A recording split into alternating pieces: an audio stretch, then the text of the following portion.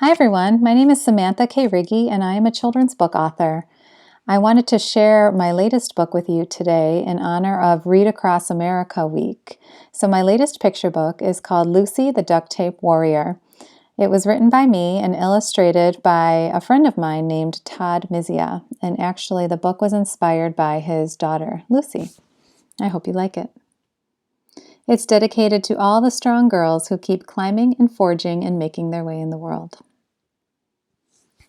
Lucy did not want to wear a dress or a crown, or a tiara or tights, or bracelets or earrings or rings. Lucy especially did not want to wear fancy shoes. Ugh! Never, Lucy would say, you can't make me. I am a warrior. But Lucy, girls wear fancy shoes, her father would say. But Lucy, girls wear dresses, her friends would say. But Lucy didn't. Never. Not even when her best friend Zoe got a pair of bright blue, sparkly shoes with a tiny heel. Not even when Lucy had to play Little Red Riding Hood in her class play. And not even when Lucy's neighbor had a fancy party at an even fancier restaurant. They're not for me, Lucy would say with a smile, taking off through the backyard to climb the swing set. When Lucy got off the bus each day, she would climb the fence next to her house and crawl along it like a dangerous puma, snarling at the vicious beasts below and balancing with all her strength. Grrr! If she had to go to the store with her family, Lucy would hop through each mud puddle on the way to the car, causing the muddy water to race up their driveway and soak their herb garden. When Lucy went to her brother's baseball games, she would dig gigantic holes in the mud just to see if she really could make it all the way to China, though she usually just ended up meeting a few new worm friends. Hello. Lucy, girls don't play in the mud, her grandfather would say, shaking his head. But Lucy did. Don't be such a tomboy, her grandmother would say. I am not a boy, and my name is not Tom, Lucy would say with a frown. I am Lucy, and I am a warrior. The very best days were when the giant tree in her front yard filled all the way in with thick green leaves, and Lucy could climb way up to the sky. At the top of her tree fortress, Lucy would stand tall and yell so loud the neighborhood could hear her shout, I am Lucy and I am a warrior. What was that? The next best days were when the pond near her house was shallow enough to jump from rock to rock. Lucy would grab a long stick and imagine that she was forging a mighty river, though it usually didn't work out that well. Oops. And sometimes, when there wasn't anyone watching, Lucy would lie down quietly in the soft grass, close one of her big hazel eyes, and make the most amazing pictures out of the clouds. But one Saturday morning, everything changed. Lucy, starting next week, your school is implementing a dress code. You're going to have to wear this dress and these shoes to school each day, her father said firmly, holding out a blue dress and shiny black Mary Janes for Lucy to see. Lucy was not impressed. I can't climb a tree in that. On Saturday night, Lucy's dad reminded her about the dress code. Lucy was not interested. I can't puddle jump in those. On Sunday morning, Lucy's brother paraded around proudly, showing off his new black slacks, pressed blue shirt, and shiny black shoes. Lucy closed her eyes and buried her face in the couch pillow. But by Sunday afternoon, Lucy was beginning to realize that this was no joke. She really was going to have to wear the blue dress and shiny black Mary Janes to school the next day. Suddenly, Lucy had a plan. During dinner, Lucy asked to be excused, feigning a stomachache, a toothache, a cold, exhaustion, and a nasty case of arthritis.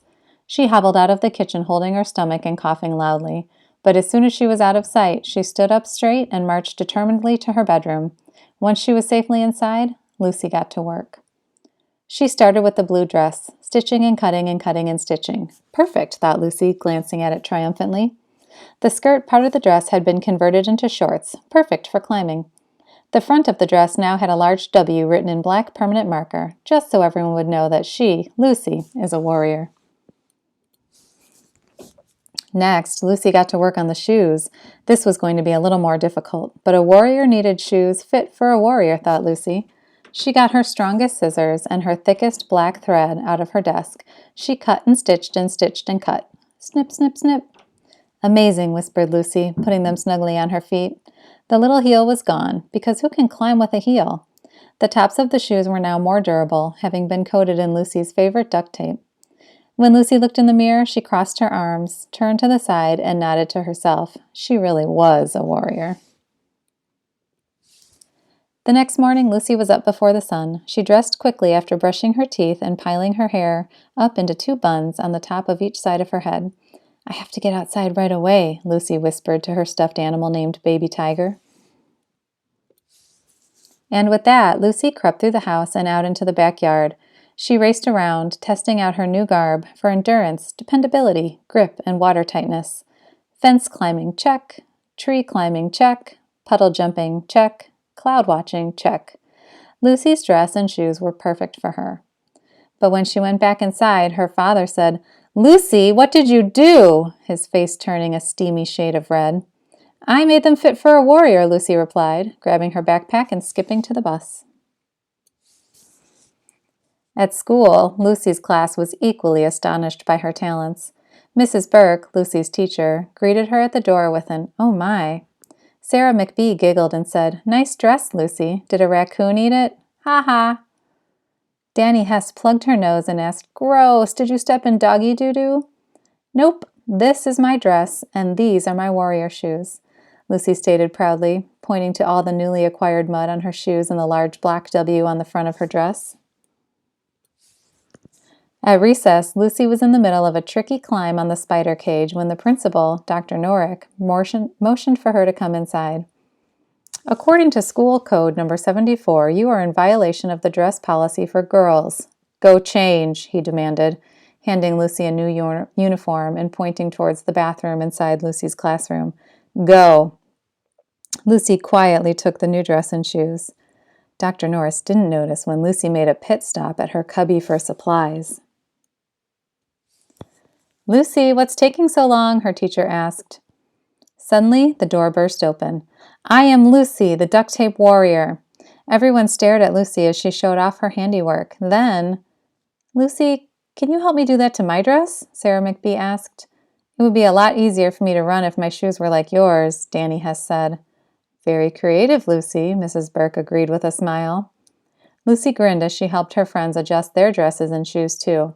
Even Dr. Norrick had to admit, in the end, a warrior needs clothes fit for a warrior. And that is the end. I hope you enjoyed Lucy the Duct Tape Warrior. Have a great week.